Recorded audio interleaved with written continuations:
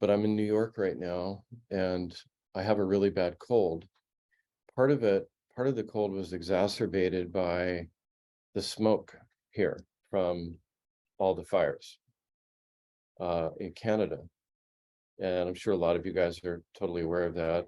Um, and this is happening um, all over the world. And I do a lot of work that relates to the environment, extinction, climate change. It's a big part of what I do. I always like to start with the basic situation.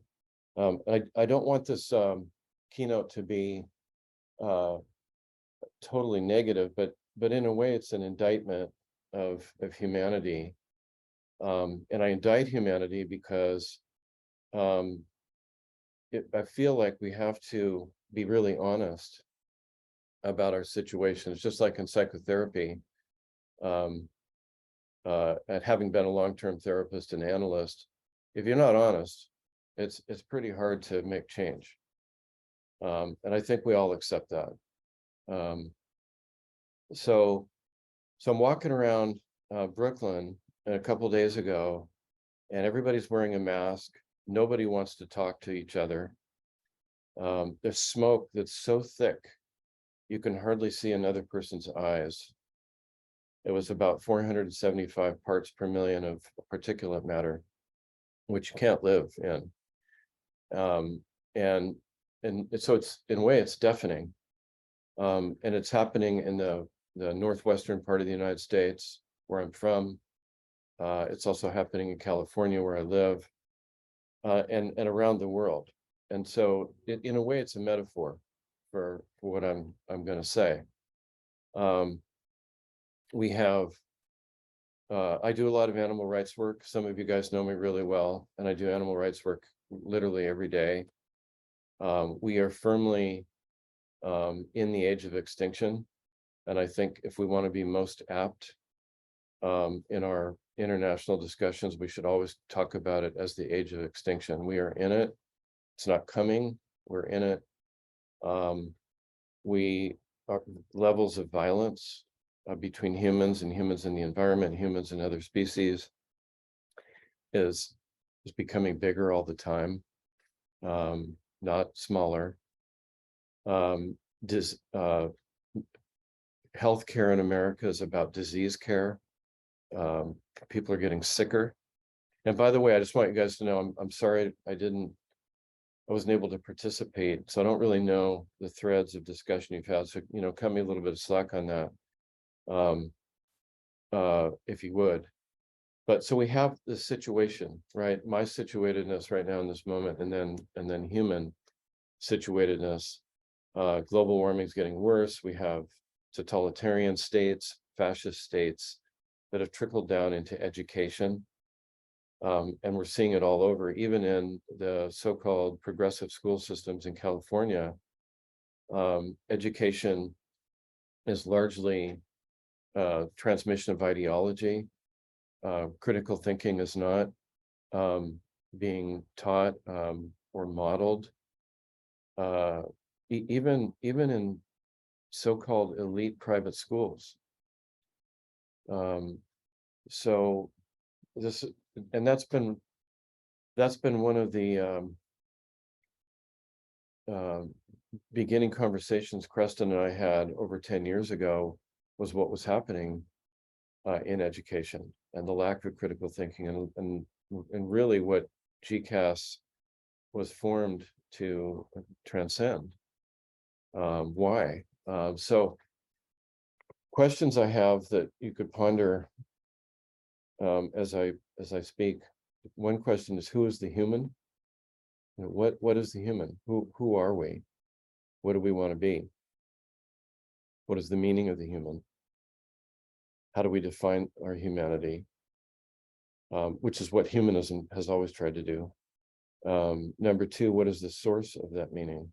Where do we draw our meaning? Do we draw our meaning from money in the bank, commodification, great books that you might have read? And by the way, great thinkers make mistakes all the time. Nobody's perfect. So you might have a genius uncle, you might have a place where you go, a building of some kind, and you disseminated information that tells you how you ought to be. But the question is, what is the source of the meaning of the human? And that's an open question. It is not a question that science can answer. It's a transcendent element of a human being.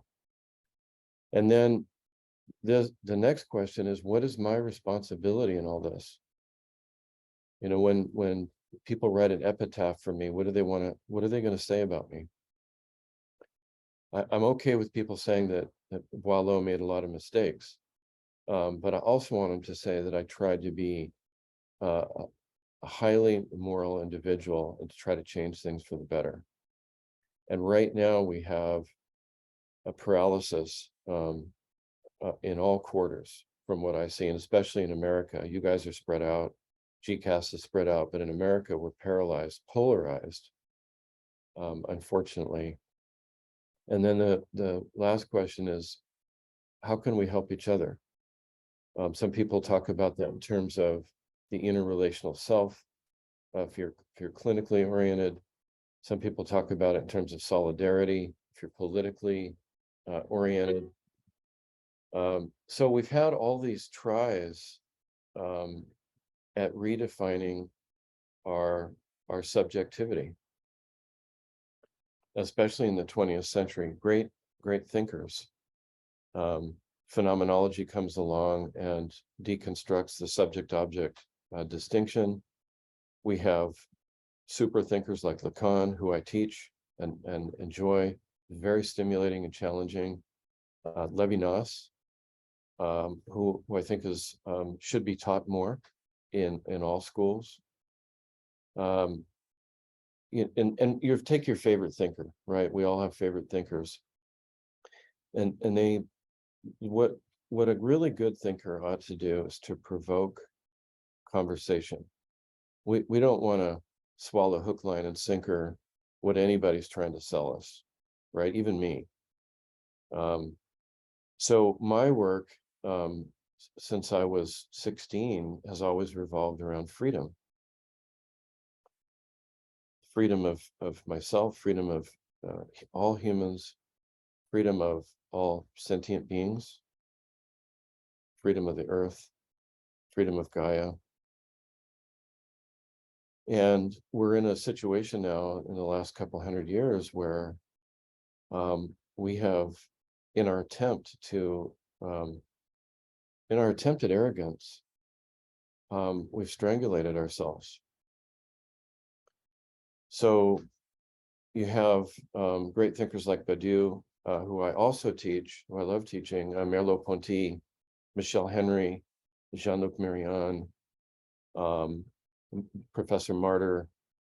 And then there's a whole new literature in environmental philosophy and environmental studies that are guiding us towards an understanding of the truth of things outside of the human sphere.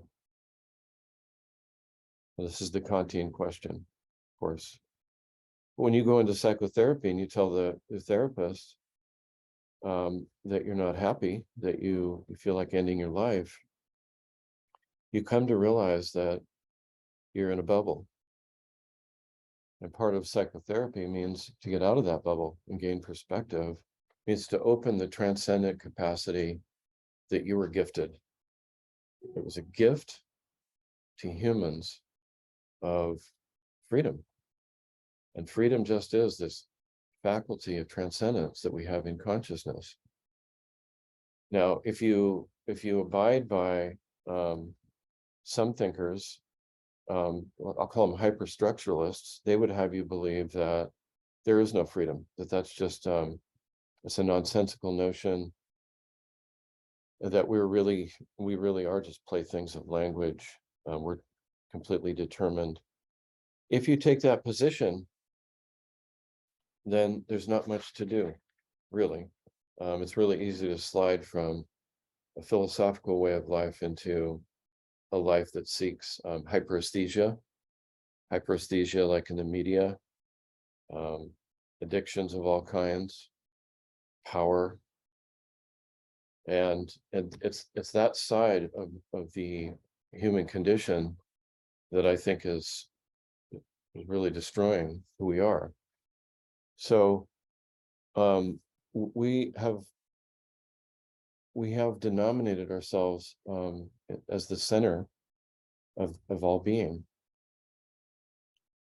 And I've you guys have read that. We've all read this in various ways, but it's really a serious matter. We don't have what I call ontological parity.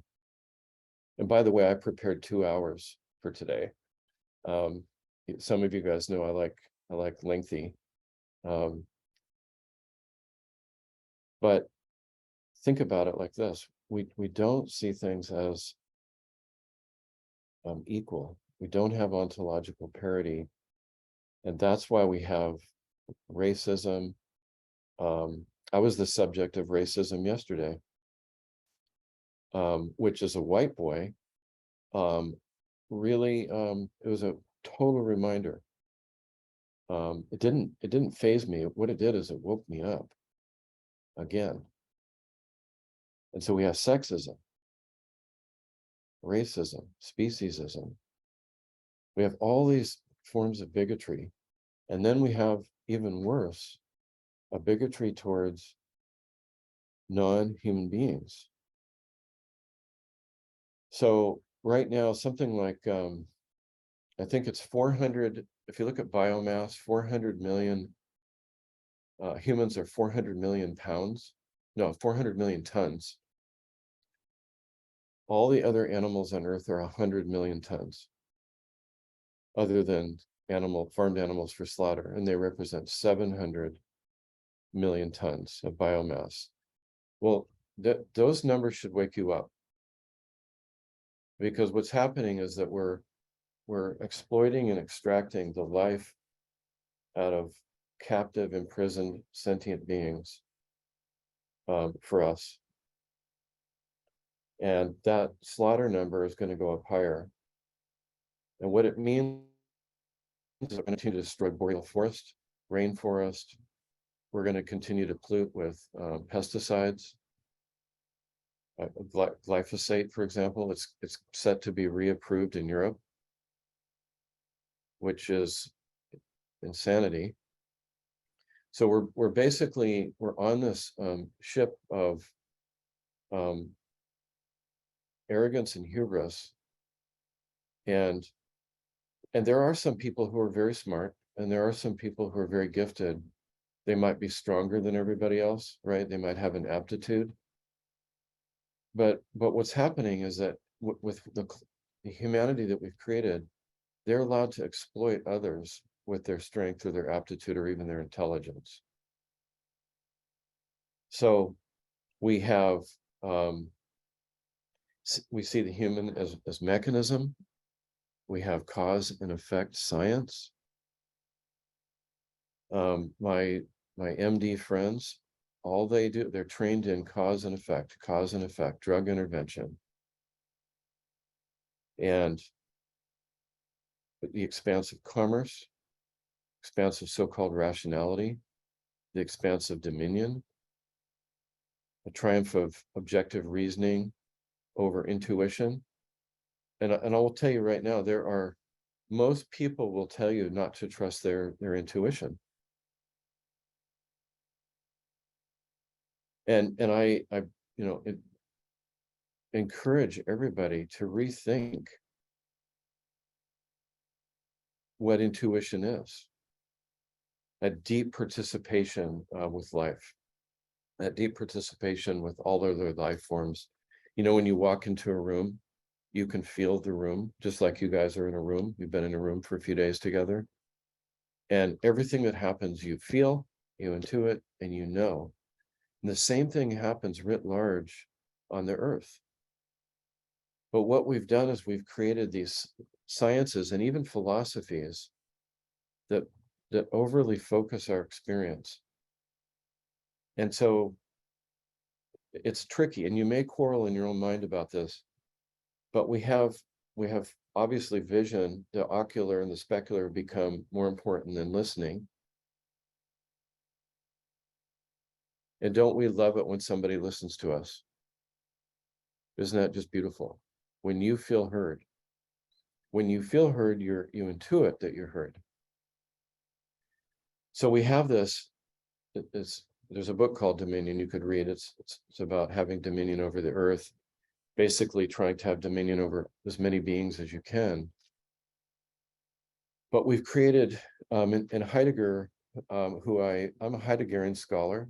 I wouldn't say I'm a Heideggerian, but Heidegger was, it gives us something important to think about, that the very logics that we create, the very mathematics that we create are phenomena of the mind.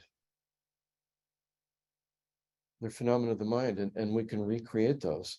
But as I grew up, I went to some very good schools. I went to some very average schools. And what's happened is that logic and mathematics and physics, chemistry, have taken a life on their own, right?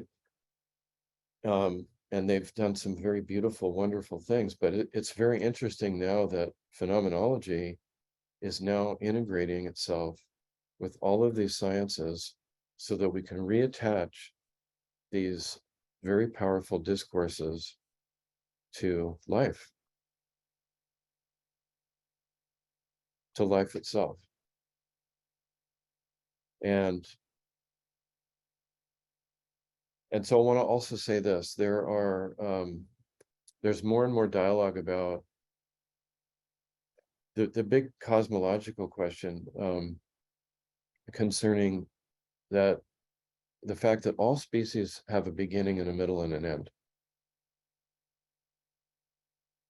And eventually humanity, we're not going to be around forever. We're going to either transmute into something better, or we're going to die out completely. And so one of the questions that I think about a lot is, even if that's true, even if I knew that humanity was going to be gone in 25,000 years, how would I live my life right now? And it's the Socratic question again. How ought I live? And it's the question that people come into psychotherapy with. I'm aging, I'm mortal. What's really important? I'm going to die anyway. Nietzsche, of course, gives us some really good insight into resentment of the flow of time. And so we've created these, I'll call them human phenomena. And I understand I've gone 20 minutes. I just want to let you know that I'm keeping time. But we have a kind of reasoning that I've started to believe, in my extreme humbleness. We have to redefine reason. And for people who are very smart, who have gotten some form of education already, and who command some kind of a power because of their intellect and their education, it's really difficult to say, as Gandhi has said, I was wrong. It's the biggest thing in the world, is to say I was wrong. And it's the biggest thing in the world for GCAS to say what is passed for critical thinking, what is passed for reason, what is passed for good education, what is passed for the good human, needs to be discussed, and discussed, with compassion and empathy. It's not about destroying another person, but it's about coming to the table and listening. Because whenever you see somebody who has a form of reasoning that has transmuted into immoral power, it means they're hurting in some way. And it doesn't mean that we polarize against them to annihilate them, but it means that there's something that's gone wrong in the tapestry of our civilization. So we have instrumentalized thinking, and that's the kind of mathematics we have. If you take calculus in college, you learn a lot of mathematics, basic mathematics. It's all about instrumentalized reasoning, cause and effect. And what we've lost, and it's powerful, but what we've lost is the intrinsic value of, say, myself or the other. And we've created a kind of human who is, as I write about in my book on violence, which I hope you guys read one day, it's about, we created these alienating discourses. So we have the discourse of commodification and capitalism, especially in the US and in Europe. And it comes through every conversation I have professionally every day. We value things in terms of their instrumentalization, of their instrumental value, what it's worth on the market. Again, I think we at GCAS are fighting this great battle against that, and it's very difficult. And I want to say that I have huge compassion for everybody who works hard at GCAS, from top on down, from everybody, no matter how long you've been in GCAS. We're operating within a capitalistic structure. It's like a great big sea of disease. And we're like a little island or a boat. We're probably a boat. We're an island in a boat. And we have this opportunity step by step. We can't change the world in one day.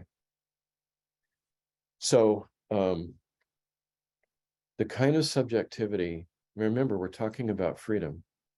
The kind of subjectivity that we have creates a type of freedom that's competitive, that's barbaric, that creates false individualism. You know, we stand or fall together. Nobody, no man is an island, right? We have alienation from nature. We have alienation from each other. And I know this now. I didn't before, but I know this now. That's why I'm telling you. So, unfortunately, education has just adopted this sick form of humanity. So, again, I'm talking about, if you remember one thing from this talk, remember ontological parity. The two words, ontological parity. And so we have to displace, by the way, I'm only on page 1 of my presentation. You guys should all chuckle a little bit. But ontological parity, again, means that we have to pull ourselves out of this notion that we're better, that we're superior. And that's humanism. You have religious humanism, you have scientific humanism, educational humanism. And so what we've created in science, I'm not knocking science, but what I am knocking is the values that underlie the direction of science. So this affects, this creates our existential fragmentation, right? Because we're pulled in so many directions. We have disintegration between our intellect, our intuition, and our emotion. You know, I want to see emotion from my students. I want to see intuition from my students. I want to see intellect from my students, but integrated.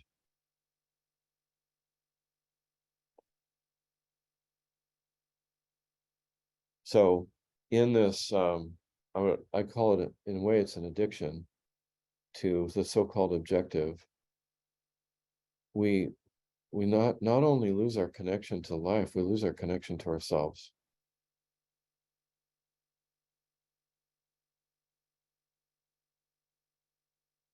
And that's why you see a lot of therapeutic discourses that are really focusing on emotion, our interrelationality,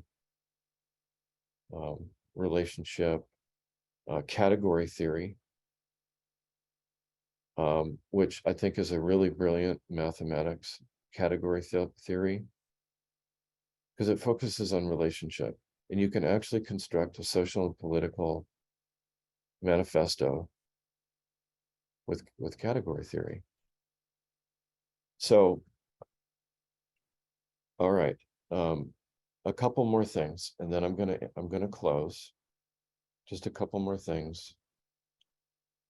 So you have a lot of people now who they're living in denial, avoidance, selfishness, obfuscation, occultation, negative anxiety, timorousness, hubris, arrogance, alienation.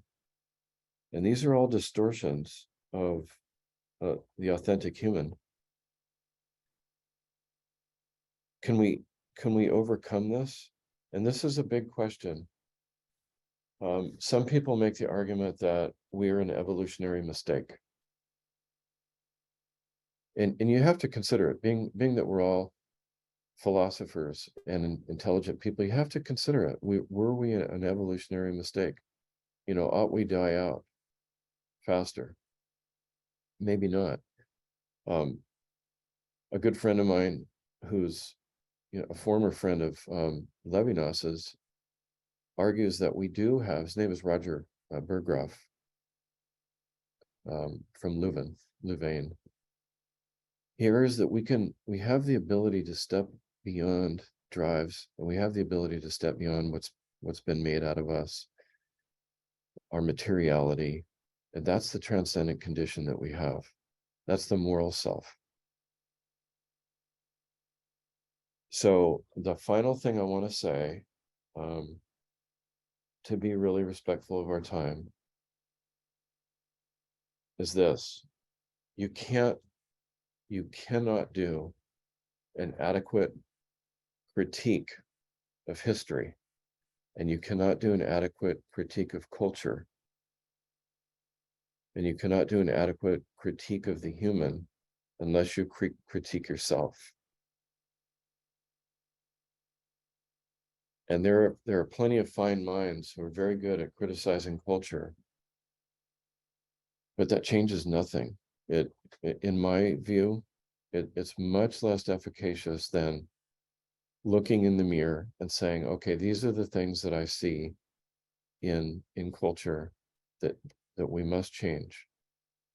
How am I a nodal point for this? Am I either going to go along with this? And you can go along with something by criticizing historically, without really looking at yourself. And so this is why existentialism is important. This is why psychoanalysis is critical to a good critical theory. It's absolutely essential that and this is the final note, is that the responsibility of philosophical discussion and criticism is also the responsibility to look at yourself, which is the hardest thing to do. So that, I have so much more to say, and I just want to say, for anybody who's in my class in July or my classes in the fall, we can talk about these things more. And if you ever want to email me, I'm available. They're important. I will make myself available to you, whoever you are, and we'll talk. But that's it. That concludes what I'm going to say today. Thank you, Creston, very much. Appreciate it very much. Thank you.